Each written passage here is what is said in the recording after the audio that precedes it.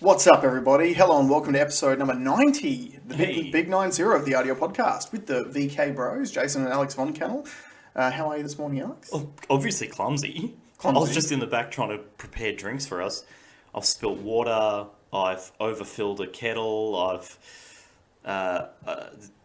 it's just been a mess. Fair enough. Well, it's good to know. So this is Saturday morning. Alex gets all of his messiness and clumsiness out of the way on the weekends because our podcast is proudly brought to you by Auto Bros. Auto Bros used vehicle wholesale. Now, Auto Bros has just increased in size because I've just partnered up with my best mate. So I've known him for 30 years. Andrew was his name. We know him as Nugget. And he has cut his teeth in franchise world for 10 years. Yep. And has moved in and has become part of the team, and very excited. We've done 2 weeks, but as part of that 2 weeks, we've had some short weeks, and it's been fun. It's been nice being able to not have to do absolutely everything myself. But once he gets his feet under him and starts buying and selling, we're going to kill it. It's going to go good. Days. So it's something that we always forget to remind you guys is that if you do have any used car needs, hit us up. Yep. Alex is here to take care of you. Like you said, the business has just expanded.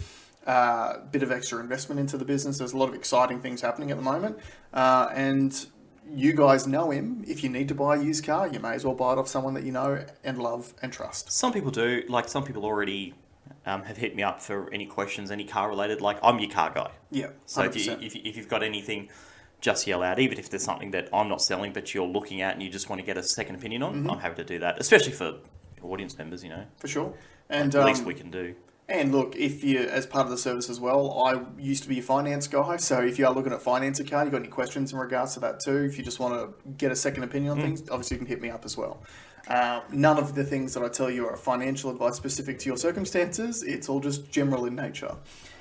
Isn't that insane that you have to say that? And yet the people that had the licenses and that were able to give you financial advice purely just sold you products that they got kickbacks on?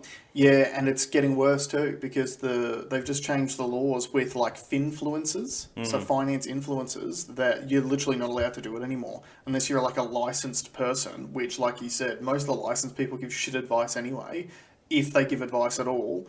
And yeah, it's like illegal to give out financial information on the internet, even if it's just for educational purposes.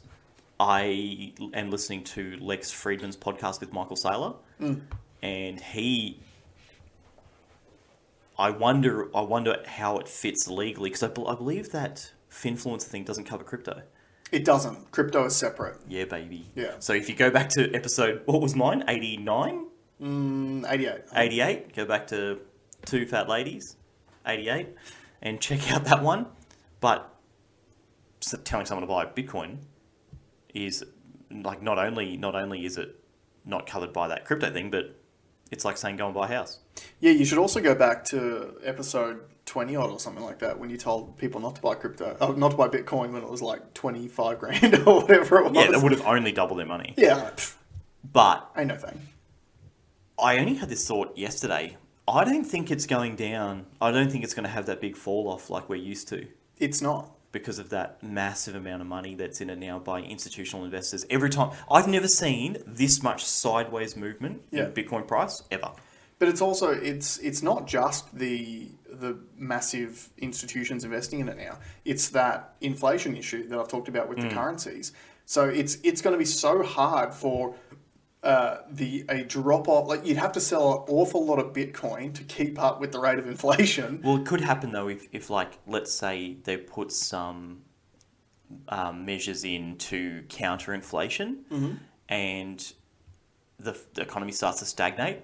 People might sell. There might be a big sell off just to pay bills and things like that, and which would push the price down. But the other thing, now that the institutions are in it, if there is a big sell-off, who do you think is going to buy into it? They're just going to snap up that cheap biddy straight away. Yeah. So, yeah, I agree with you. I think if anything, you're going to see sideways movement, and then it's going to ramp up from there. So we might be at the new baseline for Bitcoin. So besides buying Bitcoin, there's other things that we need to do as a podcast that we have neglected to do almost all the time, which we're going to start getting in the habit of, and that is just thanking everyone that listens, and thanking everyone that watches, and thanking everyone that participates on like socials and sends us messages or comments, or we actually get way more messages than comments, because obviously a lot of the stuff we talk about is a bit controversial, and a lot of people aren't comfortable airing that stuff in an open forum. Completely get it, but we really appreciate every single person that reaches out.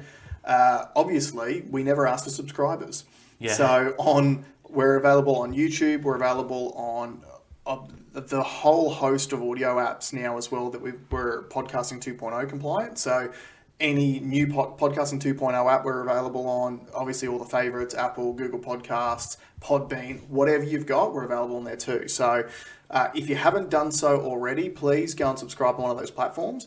Particularly, I would say if you normally watch on YouTube, I would definitely suggest, if you can, just to subscribe to whatever your audio platform of choice is too, just in case the landscape shifts again and we end up getting booted off YouTube, which is there's every possibility that'll happen again.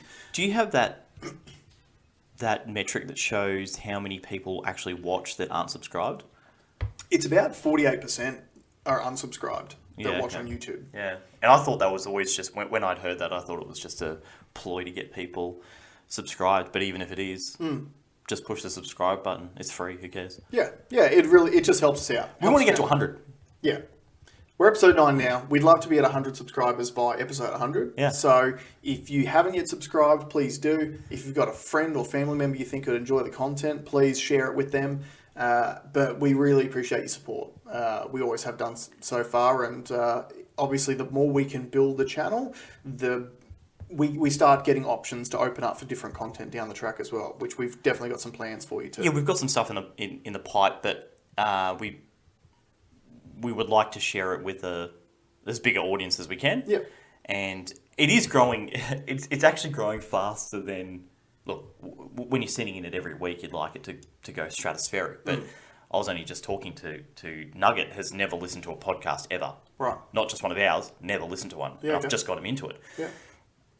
And he was, when I told him that I was starting a podcast, he's like, no, don't do it. I'm not interested. Who cares? But he said, I'll subscribe when you get to 50 subscribers. Right. And he was saying it like it was never going to happen. And to a point, we thought we would never get there either. Yeah. But yeah, like YouTube's, I think 71 and, 20 or 30 or something on the audio platforms. On the audio platforms. Yep. So, it's probably superseded what? Yeah, but it's funny though, like a lot of this stuff is, unless you're a celebrity first going into it, a lot of this stuff is a slow burn. Yeah. I was listening to a podcast, Andrew Bogut's podcast the other day. He had Ted Aesthetics on there. Yeah. So he's the guy who does all I know him very well. Yeah, you know him, but for the viewers who don't, he's the one who does all the short clips on like Instagram and stuff. You can't change my mind. Yeah, where he's sitting in his car generally. Yeah. So I didn't know, because I only stumbled across him probably during the pandemic. I think where a lot of people stumbled across different content creators. Yeah. And he's been doing stuff for 10 years. Yeah. So I had no idea. But he originally started on YouTube 10 years ago doing a whole bunch of different WOG joke content. Yeah. Because 10 years ago that was sort of in, like WOG stuff. It should be in now. It's hilarious. Well, it's coming back. Sushi Mango's really flying a flag for WOG comedy. Yeah. But yeah, like it just goes to show you. Someone dust off Paulie Fennick and get him back to.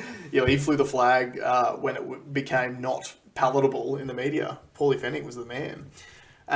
But it just goes to show you that a lot of people that you just stumble across thinking that they're an overnight sensation, they're not. Like they've been doing it for a long, long time. Yeah, and I think that is a bit of a mental trap that digital media causes. Yeah. Is that you start seeing it and then and you think, how easy could it be just to do that? But you don't understand. Like I said, I'm balls deep into Barstool Sports, and I've got on that late. He's been working at that for like 15 years.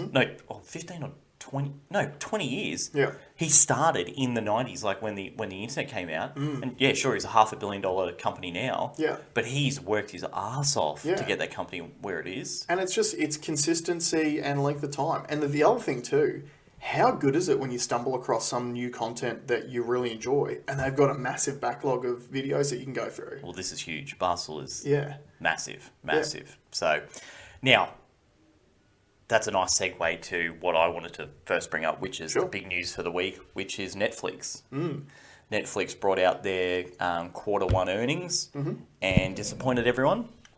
Yeah. And subsequently, the stock price took a massive hit. And I've just got the screen open here. I just checked over 12 months. They are 57% down Over the last 12 months. over the last 12 months. So, what's interesting about this, Alex has long Alex has long been concerned with Netflix's business model and essentially said that it didn't work. And obviously, it seemed a bit dumb for him when he was saying it at the time because it was the biggest streaming service in the world. It still is at the moment. But it's starting to prove that way. Now, the reason why there's been a massive drop-off in stock price is that this quarter was the first quarter in Netflix's existence where it's ever lost subscribers, and they lost 200,000. Now, there is a caveat there in that they did lose 700,000 subscribers from Russia when they cut off their service to Russians, which, again, from a business perspective, dumb idea. Dumb, yeah. Like, if I was a Netflix shareholder and I'm like, you're fucking cutting off 700,000 subscribers, that's a terrible idea. Yeah. That's going to be bad for profits. Yeah. So obviously it means they've globally found another 500,000 subscribers somewhere, so the net loss is 200,000 over that quarter. But things aren't looking good for Netflix. There's a whole range of reasons why people are jumping off. I've thought about it because one of my biggest issues that I've got is that now Netflix used to be pretty much the one and only. You could go there and get just about all the content that you wanted, at least all the big name content. Yep. Now there's 50 different streaming platforms that you need a subscription for all of them. And then guess what? They don't have enough subscribers. So what did Netflix just do? They just put the price up again. It's twice in like 6 months they put the price up. And they can't get the really top tier content. Yeah. So where I think they missed and where it never worked for me, I could see this coming a mile away. You can't have when Netflix was killing it, obviously competition was going to come to the table. Yeah. Now I wasn't expecting the amount of Competition. I wasn't expecting it to be so quick. But when you had Disney just come and say, "Oh yeah, we're going to start our own and we're going to take all our content back," Yeah. and put it on ours only, like that's a death blow. Yeah. And HBO was the same. Well, HBO's always been in the mix because HBO's had a service, a cable service, that kind of set the standard for what Netflix became globally. Yeah. They had it in America. But the thing for me, though, was your $15 a month, no matter how many you get, it's never enough to appease the amount of content or the cost of the content. Yeah. So I remember reading a report years ago where they had increased their debt by 10 times to raise their revenue by 2 times. Wow. And it's only going to get worse because yeah. people's thirst for content goes up, not down. Yeah. Now, have you noticed there's been a lot of publicity around Netflix in the sort of last 6 months talking about how great it's been for internationals, getting Squid Game on and finding all these international hits. Yeah, that's cool. It was also their only choice. They had to go find some cheap licenses. And just to put this in perspective, Seinfeld, for them to have the license for Seinfeld, they paid $1 billion for it. $1 billion. They paid $1 billion. Holy shit. And that was for 5 years. Yeah, right. So you don't have it indefinitely. This is the value, the money that you have to spend to create your income is just spiraling out of control. And that's the thing too, is it's not just that the cost of that existing stuff is so expensive. There was no content created in the last 2 years. Or very little compared to normal. Because a lot of stuff shut down because of the pandemic. Well, that's where I think Netflix went wrong. Is yes, they went their Netflix originals. They needed to go way harder. Yeah. So they needed to hit it. They needed to come up with that earlier and make, when I say originals, their own content. That's right. See, Disney's instantly profitable because they pull back all their content. They've got a full library of the best stuff. that covers all age groups at the flick of a switch, whereas Netflix didn't have it. So they were licensing other people's content. Yeah. They needed to go really, really hard. And where... Can we, just before you... Can we come back to Disney? We will come back to Disney. Yeah, but cool. where... Something I feel, and I don't know if it's purely a perception thing, and put your thoughts in the comments. For some reason, I have this perception that a Netflix... I feel like they're not written as well as a really good movie. Right. So when they had their biggest one, well, there was a Chris Hemsworth one that was huge, a huge Netflix original. I can't remember what it was called. It was an action one. Okay. But I was like, this is just a regular old action movie. Yeah. Like, where's the... You want it... And I get it's hard. It'd be awesome to say, hey, let's just find 100 unicorns. So that's where it's been a real struggle. I think it's tricky too when, like, the Netflix model, it's kind of a quantity model, not a quality model. Like, the whole point of it is you've got access to so much content in one area, because at the end of the day, when you think about it from their perspective, they want people to use their service as much as possible. Therefore, if people run out of things to watch, they switch off or they switch to a different streamer. So you need constantly to have new content up there all the time, which therefore makes it a quantity over quality scenario. Yeah. And but then there's some dumb user experience stuff, which is like, how come when you, and I've spoken about it before, but how come when you open your Netflix page, the same movies pop up 5 times, where it's like popular on Netflix right now, new releases, action movies, like all the different categories, the same movies are showing up all the time. So you've got this massive library. I think. Are you saying that there is a paid sponsorship to get your stuff pushed? I don't think it's a paid sponsorship. I think they're trying to show how good their original content goes. So it's like... But it's not just original content. Yeah, okay. It might be that they're pushing stuff that they do have, like whether it's a cheap license for or an exclusive license for. So it's stuff that you can't get on another streaming platform, or it could be something they're trying to artificially bump the numbers up, or maybe stifle numbers or something else. But perceptually, to me, it looks like they don't have any content, because you're going to show me the same 5 movies over and over and over again. Yeah. Now, just to clarify, I've just checked that Seinfeld deal was reportedly over 500 million. Right. Not a billion, over 500 million. Oh, okay. Still a lot of money. Same with Friends. I think Friends was 150 or 200 million dollars. Yeah. It's those Jews are going to get paid. Now, another reason why it hasn't worked. So I always said there was going to be competition, and then you get to the point where, $15 sounds good compared to a Austar at the time, or Foxtel at $120. Yeah. But once competition comes up, you're going to be in a situation where you're paying $15 10 times on 10 different services. Yeah. And even I bought the new Google, like, Android TV thing. And even that's clunky in terms of trying to aggregate all the apps together. Right. And a pirate told me years ago, I wouldn't pirate if the user experience for the paid version of it was as good as the pirated one. Like, what do you mean?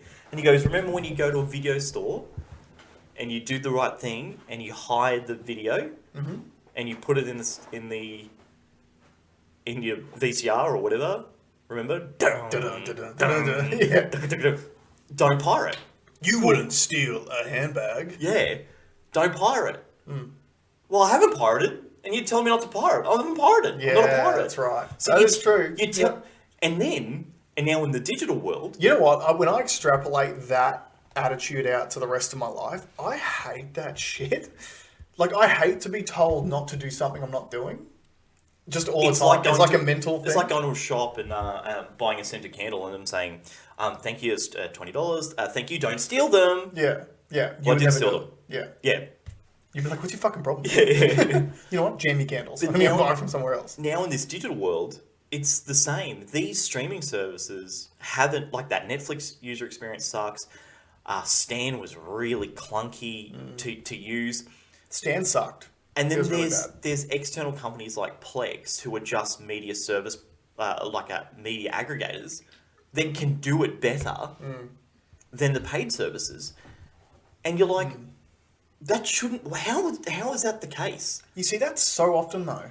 Like, it just makes you wonder if the reason why, say, like, is it a mentality thing of whoever creates the company, what their experience is, and therefore that's the eyes that they're looking at it through. So when I look at something like a Netflix, obviously you had someone come up with the idea, but I reckon you've got like a business person going into it going, like, this is how we're going to make the most money out of it. And that's the focus. Whereas if you've got something like an online aggregator platform, it's probably built by a software engineer whose whole thing is about, I need to make the user interface seamless, because that's the way their brain works. Like, is that... Well, having been a little bit exposed to this type of thing in some of the ventures I'm involved with, the software engineers are the worst people to do that. Right, okay. Because they read in code.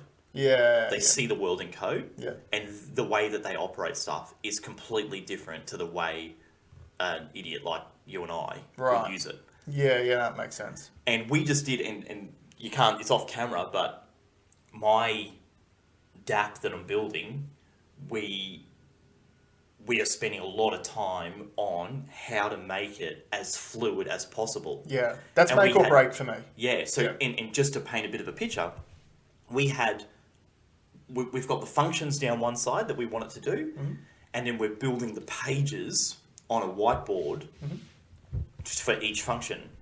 It took us an hour and a half yesterday to do one of the functions that turned from 6 pages to 3 in a really fluid way, because you've got to think about the user experience. And where I went wrong is my first draft of it was how it played in my head. But because I know too much about the back end, I was tainted by that. For sure. And therefore the user experience was bad. Yeah, okay. And then Nugget's view on it was he had his idea, and when we put them both up next to each other, they were the same but completely different. Yeah, right.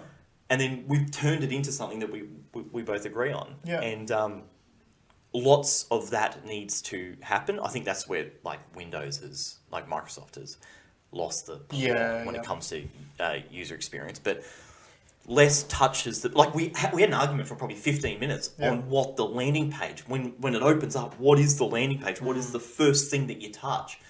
And we had these debates, but we came up to something that we like. So, and that's just one page. We've got there's 4 more written up there that we've got to do. I wonder if a lot of it is just the business mentality these days seems to be get to market first, not necessarily best.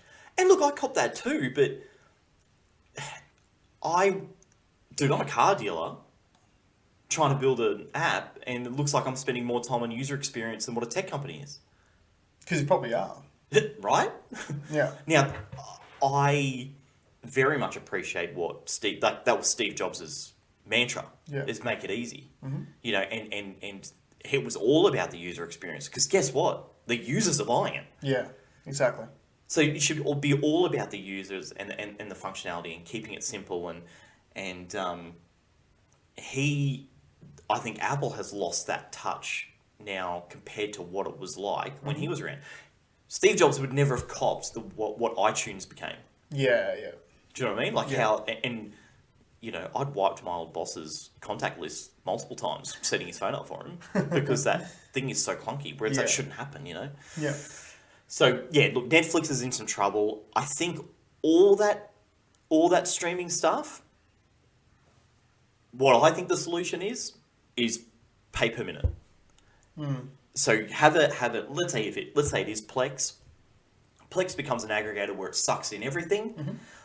You pay a one-off fee to Plex. Plex has licenses with all the streaming providers and stream funds directly for every minute that you watch. Yeah. And I know it sounds like I had this argument with someone that's saying, "No, there's no way we're going back to that."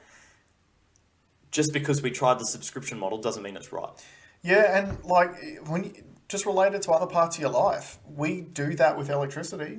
You only pay for what you use. We do it with water. You only pay for what you use. Why wouldn't you do it with streaming content? Good way to put it. You know, like it's just getting your brain around it. And I think that The subscriptions worked before because if they bundled up enough subscribers, they were profitable. It's the gym model. It's the gym They model. they make bank off the amount of people that have subscription that don't even use the service. That's why you get a free trial for 1 month. You forget that it's being... You still have to put your credit card details in, and then you forget about it, and they get you for 6 months more than what their intent. So, like I say all the time, if your business values do not align with your customers, your business will not work. Yeah, it's interesting, isn't it, where you go back a few years ago, it's not that long ago, but everyone was talking about how the next big generation of companies don't actually own anything. So like Uber, for example, they're like, Uber's the largest taxi service in the world, doesn't own any assets. Yeah. You've got Netflix, obviously, yeah, okay, they own some content, but they license most of it. It's only the original stuff that they own. And now I think we're starting to see the downside of a lot of that it's a bubble. Business model. Yeah, it is a bubble. It's been a bubble. Yeah. Same as software as a service was a bubble. The subscription model. I suppose it's called digital aggregators. I think in the news today, Trivago just got popped for $50 million. Yeah, and that they're the same deal. You become you insert yourself as a digital intermediary between customers and an already existing function, and then you make more money on your thing. Car sales is the same. Car sales, I think, is worth $5 billion or $15 billion, and all they do is have a marketplace for cars and ad cost. Yeah, right. So. Yeah, with the Trivago one, that was interesting because they got done. It was essentially for like false advertising, wasn't it? Because they advertised themselves as the place to get the cheapest deal, and you weren't actually getting the cheapest deal on it. The way that I used to use Trivago if I was actually going somewhere is I would find what the cheapest deal was, then I would go to that site directly and see if there was a price difference. Yeah, well, friends of mine came over last week and they had a really negative experience. They'd booked something. I don't know if it was through Trivago, it was through one of them, and the people at the reception desk, had no booking for them. No, had a booking there, but it was like blank. Yeah. And they said, "Oh, how much did you pay for it?" Yeah. Right. So it's I just hate that stuff. I've got to say, I've had really bad experiences recently with businesses that I use often. One of which is the place that we take Nate for his swimming lessons. They've got an online system and they tell everyone, you've got to use this online system to manage all your bookings and stuff like that. It doesn't work. You can't manage your bookings on it. When you actually call them and you try to book in for a lesson time per week, and we've had to shift Nate's lessons around a little bit because we've changed things with daycare days and all that sort of stuff. So when you try to book in a lesson time, they get it wrong every time. And then what happens is, so like this weekend, for example, we normally take Nate on a Friday morning. You go on the online system, they've got him booked in for Saturdays. We've been taking him Fridays for weeks, and he's apparently not on the Friday list. He's on their sheet when we get there, so they mark him off, and yet they think he's booked in on a Saturday. And then Amanda tried to call them yesterday and was like, hey, can you make sure the system reflects that he's not... Because you can't change the day on the system either. So they've got an online portal that doesn't do anything. Yeah. It just adds frustration. Then the people that you speak to don't actually know how to change anything, which makes you wonder if they're trying to access the back end of a system that doesn't work, you know? But that's an example of an organisation just saying, hey, we need a tech solution to it, and then like, whatever. Yeah, so that's one bad experience I've had this week. Second bad experience is the guys who do our pool maintenance, who are normally great, all the correspondence goes to Amanda's email. They send an email about this new product, which is like I don't know, I guess you would classify it as kind of like a spring clean for your pool. And at the bottom of it, so it spruiks this new product, and then right at the bottom of it, it says, let us know if you don't want us to use this product on your next service. Ooh, sneaky. Yeah, so in other words, they're going to be like, oh, it was in the email. They're just going to charge everyone for it. It's included, but it's not free. Well, they don't even say that. But the other thing too is the email doesn't even tell you what the price is. So their intent is to throw it out there so that they can go and use this new product on everyone and then still make them pay for it afterwards. I'm pretty sure that breaks some advertising. I would say it does. Yeah. Again, shitting well, I can give you spirit. the other side of that is Geel is the company I use that make my DMS system, Easy Cars. They are the best because you know how frustrated I've been at every dealership because I consider myself a tech nerd. Yeah.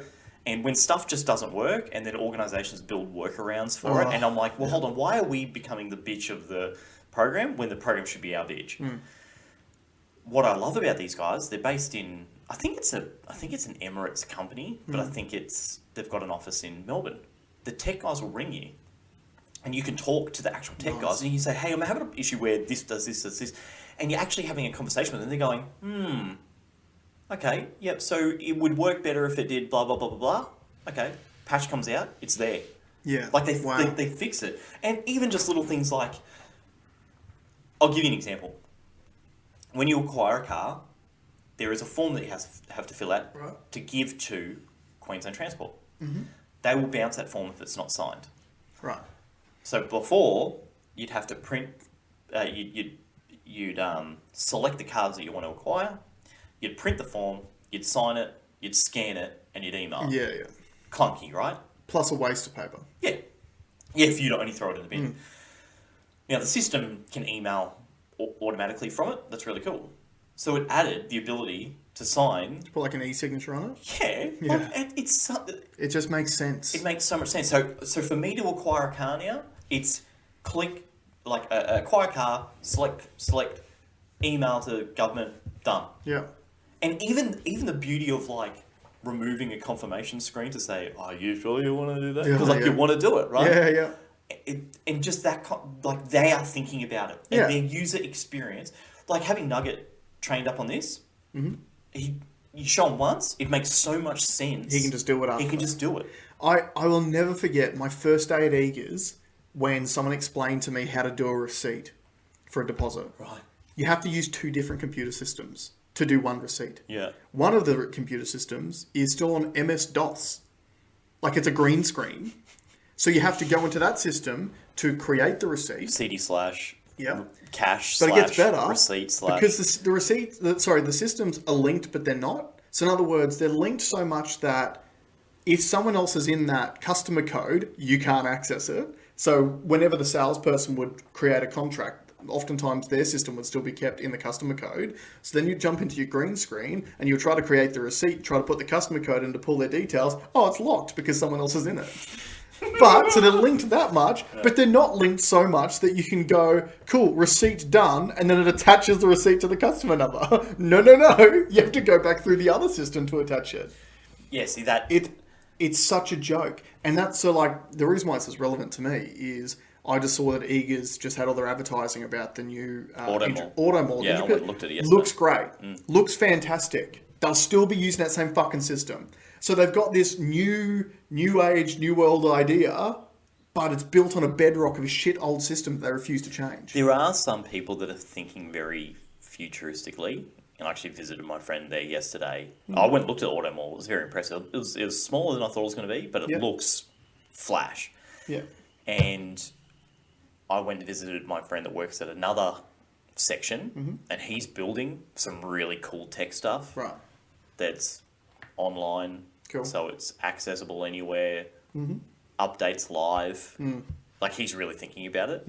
So there are some progressive thinkers, but I was very surprised when I got to Eagers, which is a multi-billion-dollar publicly listed company that still ran the same system from like 2003. Crazy. That was insane. And they don't own it. Like, wouldn't that be the first? Like, if that was me, that's the first thing I've done. I'd make my own system. Yeah, that's right. You've got enough dealerships for it to be viable. Make your own and make it do exactly what you want. They made their own finance company. Why don't you make your own DMS? I used to have arguments with the principal because at one stage they tried to amalgamate this whole department by getting rid of. So instead of having one person that does it at every dealership, they tried to put them all in one room, and they thought that was going to make it easy or cheaper. But that literally meant that you'd put all the custom details in the computer, then you print it out. Get the customer sign it, put it back in the computer, email the docs, print it back out, scan the new docs back into another system, send to them for them to send it back, then print it back out again. So and the guy, the principal at the time, who was a numbskull, just wasn't, because he didn't care, because he doesn't have to do it. But I'm like, so what we're doing is we're taking it out, like we're putting it all in the computer, then we take it back out of the computer, then we put it back in the computer, then we take it back out, and it was like 7 times that you're pulling it in and out. I'm like, so you think that you've been able to get rid of one person, yeah, that's great. We've saved 60 grand a year on wages. Yet you've increased the workload by to every single person for every single deal that gets done. So how much loss in productivity have you created? Yeah, remember I think I've spoken about it on here, the clear deal folder. So back in the day we used to, and this is car specific stuff, but like a contract. You'd have a contract, and you'd have all the copies of driver's license and everything, and you've got to keep it in one pack. So when I started in the industry, we had clear folders. Just put it in a clear folder so that when it's filed, well, you can still see, like when you need to book, like when you need to access it, you can see John Smith's Commodore deal. Then we got fancy and said, well, nah, we'll get custom made cardboard foldable ones that you write all the same shit that was in the contract. You write it on the front. Oh, the accuracy of this is really, really bad. Well, yeah, because every time you touch point, you create a new touch point, you create points of failure. And that's what... Getting back to the point.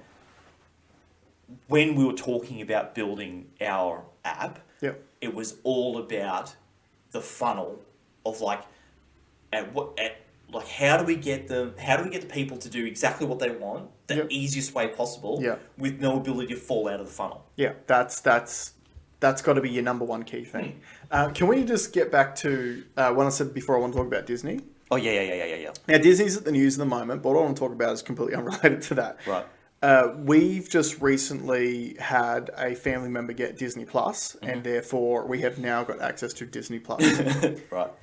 And we didn't watch a lot of Disney stuff when we were kids. Okay. But Amanda did. She's got all these fond memories of Disney content. And there was two things that have happened recently which make me go, Disney's fucked. So the first thing was about a week, probably 2 weeks ago, we've turned on Looney Tunes for the first time in ages because Nate got gifted this New Age Space Jam book thing with some little figurines. And obviously it's got the Looney Tunes characters in it, so we turned on the cartoon. And I've gone to do something, go to the toilet, whatever. And as I've come back, the particular episode of Looney Tunes is essentially about Nazis. And there's a scene on, and Nate's just sitting in front of the TV watching it. There's a scene where this Nazi commander is trying to bash a chick. And I'm like, this probably isn't suitable. But was he a bad guy? Was he portrayed as a bad guy? He was portrayed as a bad guy, well, what's wrong with that? He knows it's bad. Don't be a Nazi. Don't bash chicks. Fair enough. Just didn't think I was going to be seeing Nazi propaganda in No, it's not anti-Nazi propaganda. That is true. The second thing was yesterday. So during the week, Amanda's mum bought Nate a new soft toy, and it was the Tramp from Lady and the Tramp. So you know that movie about the dogs. Now, when anyone thinks of Lady and the Tramp, they just think of the scene where they're the noodles, right? Yeah, eating spaghetti, and then they right? That's all everyone thinks about. Dude, that was the exact soundbite, I reckon. That was very close. It was pretty good. Yeah.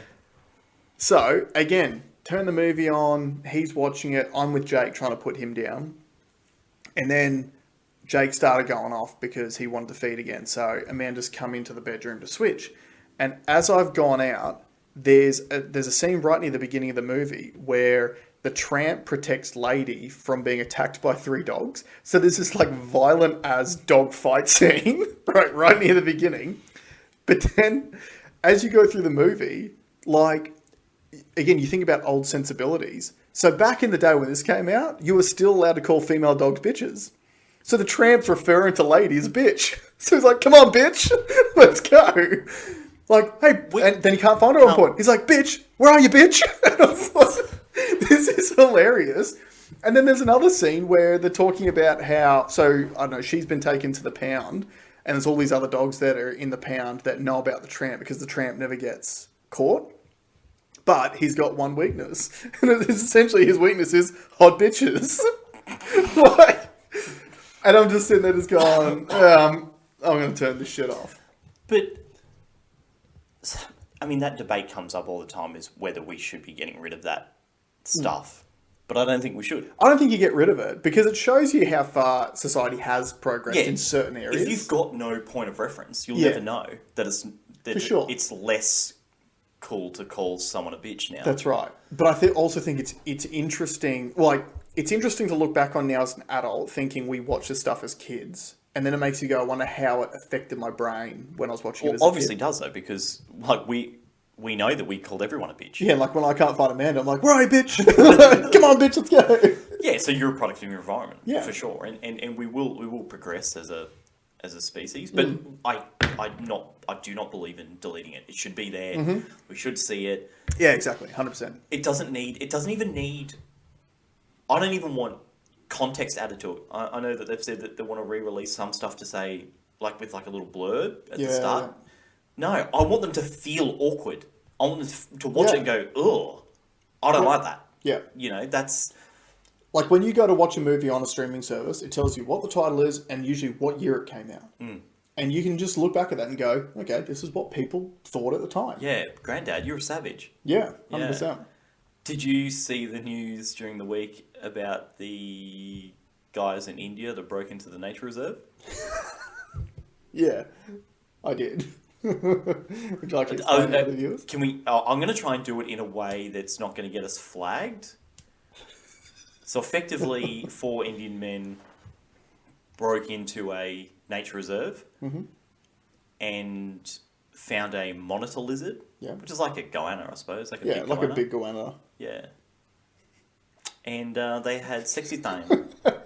they had sexy time with the monitor, and they called it like they didn't think that the monitor wanted this sexy time. Right. So it's like forced sexy time. And then they killed it. And so many questions. So apparently they're trying to implement new laws over there because it's very common. Specifically with monitor lizards or just with animals in general? Animals. Really? Yeah. You would think a country with 1 billion people that you'd have more options than that. Yeah, but what do you say? What do you say? But I did see this monitor lizard, a picture of it. And it kind of looks like a really old lady. Like, from the face, it looks like an old lady. Yeah, right. Like a weathered old lady. Like, you know the ones that you see... You know, There's Something About Mary, the neighbor. Oh, yeah. I mean, that's very monitor lizardy. Yeah, true. But imagine Now, these guys are obviously sick individuals. Yep. But I wonder what the mindset is when they're like... You know, is it different if you just... You know, had a couple of drinks, came up across one. He said, "Hey guys, watch this." Yeah, obviously they play in the Indian NRL. But the fact that they've gone out, jumped a fence that was probably hard to get over, I'm guessing. How do you find one for a start? You know, they're pretty good at camouflage. Well, the thing is, I don't get the feeling that they jumped in specifically chasing a monitor lizard. Maybe it was just the first thing they found. Oh, that's an interesting point. I didn't think that. See, I thought they perused the menu and decided that monitor lizard was it. Why? Because what do you think they were going? What do you think they wanted? Well, I don't. So you're saying it was a nature reserve? Yeah. What animals are like native to India that you can't find anywhere else? Indian nature reserve. Let's be real. Let's be real about this. When we were all young men, there's a lot of testosterone charging through your veins, like especially when you're like in your teens, like late teens. Yeah. And unfortunately for a lot of young men, they don't really have as many options as they would like, right? Because I guess you're not as... Do you mean species options? No, I mean like intra-species, so within your own species. I've just searched those pictures. A lot of lions, tigers are coming up. That's probably not the go-to. Elephants. Yeah. I don't think those guys are ready for tigers yet. Deer. Deer, maybe. A lot of elephants. So it's probably the safest thing to have done, really. Is it though? Because like... I remember walking through the bush in Cadets and coming across like a really big goanna. Not one sexy time thought. I'll give you the red hot tip. But when you see the claws on it. And you're like, no, wait, it's a dinosaur. Yeah, but they, like, chicks these days get nails like that. That's true. That's probably... So it's not... Okay, so what Jason is saying, so just to be clear, so what Jason is saying is that it's less... Like Jason's claiming that these 4 Indian men were tricked into, like... They were lured because most of the women are trying to look like monitor lizards. Look, potentially. Like, I mean... Look, let's just assume they're probably drunk. Right? They're probably hammered. You'd have to be. They, like, just... So, okay, imagine... They're not big drinkers, Indians. Well, that only takes one drink. Right? Right. So let's imagine that they're traipsing through the nature reserve.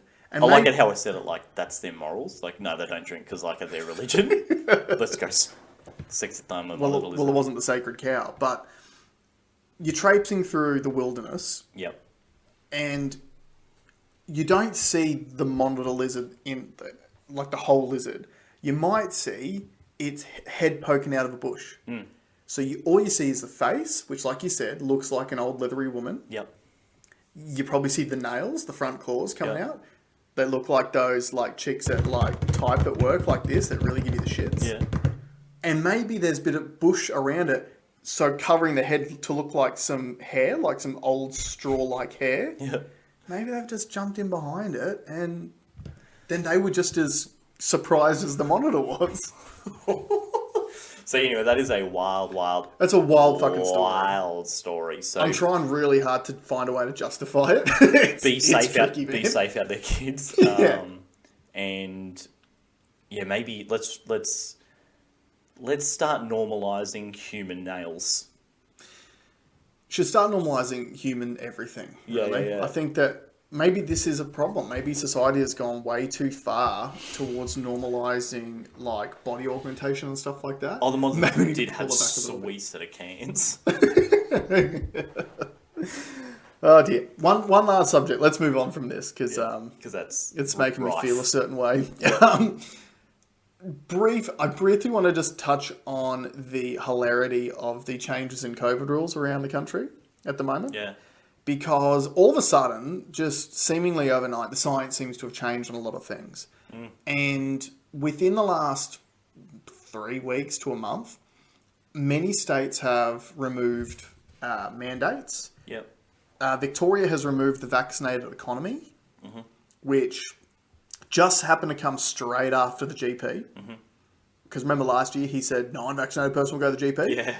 And there was like a week after the GP that he's removed the vaccinated economy, which obviously there was for a scientific reason, because the science must have been updated to I think it's something that. in the fuel in the Formula One makes it, Yeah, true. sound. Yeah, well, yeah, obviously it seems to have worked. So it's just one of those things where I remember going way, way back into the beginning of it, and we said a lot of these decisions that were being made are political in nature. They got nothing to do with health or science or... Memes were made up in the first 6 months of the pandy saying, hey, when's this going to be over? And he goes, I don't know, I'm a doctor, not a politician. Not a politician, that's right. So don't... Just keep in mind the fact that we've had all of our rights taken away from us, or not all of, but a lot of our rights taken away from us, just because they handed them back to us, to a degree, not even completely yet, but just because they handed some of our rights back to us before an election doesn't mean that we reward them for it. Oh, absolutely. Yeah. Oh, yeah. Right? So the it's election... like stealing someone's purse and then giving it back to them and saying, oh, like, I'm such a good guy, I just gave you a free purse. Yeah, can I have a reward? Yeah. Yeah, it's literally like stealing someone's wallet and bringing it back and expecting them to give you a cash reward for it. Yeah. It's just so... I find this stuff so funny because this is the stuff that everyone's been talking about for over 12 months at least, that all these decisions are political in nature. And we're just seeing it because these rats that run our country, all they care about is themselves. I have noticed a real change in public discourse online. Yeah, I have too. And it's a lot of the people that were very much bought into the vaccinated economy going, why are we reversing it now when, like for Queensland, so we did too on the 14th last week. Yeah. And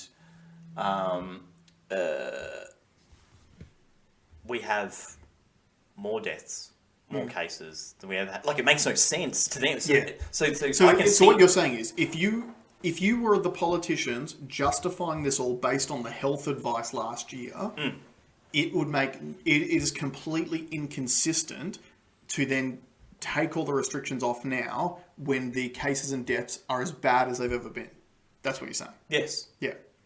So, but the science must have changed, Alex. Don't you understand the science? I do. I have found that has come up in a few conversations where people have said to me, well, no one knew that. Yeah. And then I'm like, We knew that. we did. We There's heaps of people that... There's that heaps of tried people to tell you about it. There's heaps of people that were looking at the science as it was changing, as opposed to deciding that the very first study that made them... and the first report that was printed was going to be gospel. Yeah, that's right.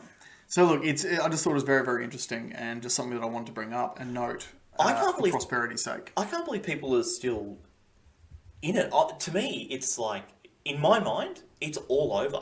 More and more people are making mistakes, though. A friend of mine sent me a message that we're discussing some of the stuff last night, and she put it a really good way, where she said the biggest problem that they made is they had so many people in on the lie, because the more people that you've got involved in the lie, the more opportunities there are for someone to fuck up and say something dumb. Yeah. And you're seeing more and more cases of it. And like there was a clip on, I think it was 7 News yesterday, that they had some expert that was talking about the mandates for healthcare workers. Because the thing that is interesting that's happened this week is, remember, on the 18th of April, the federal state of emergency was not extended. So as far as the federal government's concerned, there ain't no emergency anymore, right? And where it gets tricky is things like government employees working under federal. It's like it's created this grey area now where like there's been a lot of nurses and stuff who are unvaccinated going, can I go back to work now? Yeah. Right? There's confusion there. Technically, you're a federal. Yeah. Yeah. So anyway, they had this... They're states, aren't they? Well, there's a grey area anyway. I don't exactly know the reasons why, but there's a lot of talk around there being a lot of grey areas. So then they had this interview with this, I don't know, high-ranking person in the health care workforce, and he was saying, but the thing is, if we reverse the mandate now, there'll be a lot of people who are currently working saying, well, why did I have to get vaccinated? Yeah. So it's like, dude, you're saying the quiet thing out loud. You're literally saying that the only reason why you won't shift the mandate is because you'll upset the people that you tricked into getting the vaccine. Yeah. Like, it's bonkers. Yeah. And what I find so fascinating, and this will be great to watch the pollies try to justify this, is if you've got industries where the mandate was 2 doses, every single one of those people who got it to qualify, they're now overdue for a booster. If you haven't mandated a booster, but then you're not letting unvaccinated people go back to work, who really, by the science, has the same level of protection now, because if you're overdue, you've got no protection anyway. Yeah. Like, just watching the mental acrobatics that these politicians will have to do to try to justify this stuff in the next few weeks is going to be fascinating. So here's something that I've been thinking about that I can't seem to anecdotally solve, which is the labour shortage, right? Mm-hmm. So the flights debacle, there's no staff, and you can visibly see that there's no staff there.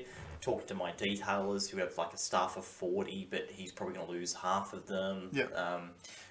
And even once you take away close contacts for COVID, people taking a week off here and a week off there, where are the people? My anecdotal experience of the pandemic is this. At the beginning, I was working in the car industry, working long hours, making good money. Then obviously I had a child, which is the biggest factor. But when the pandemic hit, it made me question the decision to be in that industry. And then I shifted industries. And there wasn't pressure from that industry about mandates or anything at the time. But one thing that did come up was the mask mandates came in literally the day that I had left. Sorry, I left on a Friday. That Monday, Eagers had brought in a thing where you needed to bring in 2 masks every day of different colours. So you wore one in the morning and then had to switch it in the afternoon. And I was like, yeah. And I was like, I ain't wearing a fucking mask all day. Yeah. Like, that's retarded. That's really dumb. So that was one of the things that was in the back of my mind, I guess, when I was like, is this something that's going to push me over the edge? And then I left the industry. And then, obviously, in the meantime, I've done the stay-at-home dad thing. And then when we were about to have Jake, then I started to think about, okay, well, what am I going to do next for work? So what did I do? I picked an industry that I didn't need to be vaccinated for. I think a lot of the people who were pushed out of their jobs because they refused to get vaccinated have gone and found jobs in other industries where they didn't need to get vaccinated. They're not available anymore. For sure, but I haven't seen a bulked up industry besides We just haven't heard about it. tech programming, because I know that there's like a real... all these companies are losing because everyone's just hoovering them up. Yeah. Like, they're in very high demand. But I haven't seen anything... like, I've had more experiences of less service due to lack of people than I have had exceptional service because of more people. Yeah, but I think that's also a case of, it's sort of chicken or the egg question. Are those bad experiences that you've had because of lack of staffing? Because I agree with you. I've had the same experiences. And I feel like a lot of the issues that we're having at the moment with companies that we deal with anyway are because of lack of staffing. I think a lot of that is because those businesses downsized during the pandemic and have gotten used to running off a lower workforce and just don't want to replace people now. So, my pizza shop, he's desperate for people. And he's like, no one wants to work. And he thinks there's a big problem because a lot of his are internationals. Yep. And he said that not having those international people in is really hurting. But he's got he's got a manager, and it's a big joint, like very high volume. Yep. He goes, no one's interested. I've had ads up and had 0 people apply. Yeah, look, I think the pandemic also kicked a lot of people in the teeth and made them think about what actually matters to them. Yeah. And I think a lot of people don't want to go back and do dead shit jobs. I mean, look, we've got a mate who was in a similar industry to us, left it, and then just set himself a benchmark and said, I'm not going to accept any less income than this, and I'm going to apply for every job above that tax bracket until I get one. And he got one. Yeah. And I think that there's probably a lot of people who've done something similar where they're like, you know what? I've worked my ass off in a dead shit job for shit money with no praise for 5 years. Yeah. And then when the pandemic hit, as soon as the JobKeeper money went away, I got fired because they didn't have the funds available for me. Why would I go back? So, because I mean, like you were saying, you haven't seen an industry explode with the staff. Yeah. But what you have seen is they are reporting low unemployment figures. Yeah. And I feel like it's probably a case of, the only reason why we haven't heard about it is because they don't ever really tell you about when an industry is going great guns as far as staffing goes. Yeah, they only true. tell you about the bad ones. Yeah, that's true. So whilst there's all these certain industries, probably like the airline industry, that have lost all these services staff. industries are the ones that have lost everyone. Yeah, I think so. So people don't want to deal with people. I think that's part of it. I think you've got, I mean, in the service industry, you had the vaccinated economy around the country where obviously these businesses weren't making as much money, so they've scuttered staff anyway. Yeah. And you know what it's like. The customers come back well before the staffing levels can be increased. Yeah. Because the business themselves are sitting there going, okay, we had one good weekend. Well, that's not a trend yet. We got to wait to make sure it's actually increasing before we do the extra investment.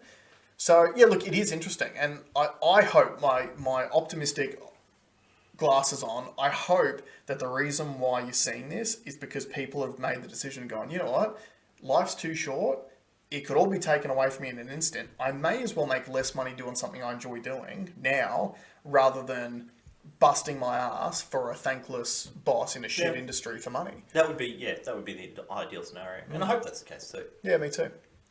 Alright guys, let's leave it there. Thanks so much for joining us, guys. As we said before, please like, share, subscribe, jump on the audio platforms as well. That really helps us out too. And we'll see you next RDO.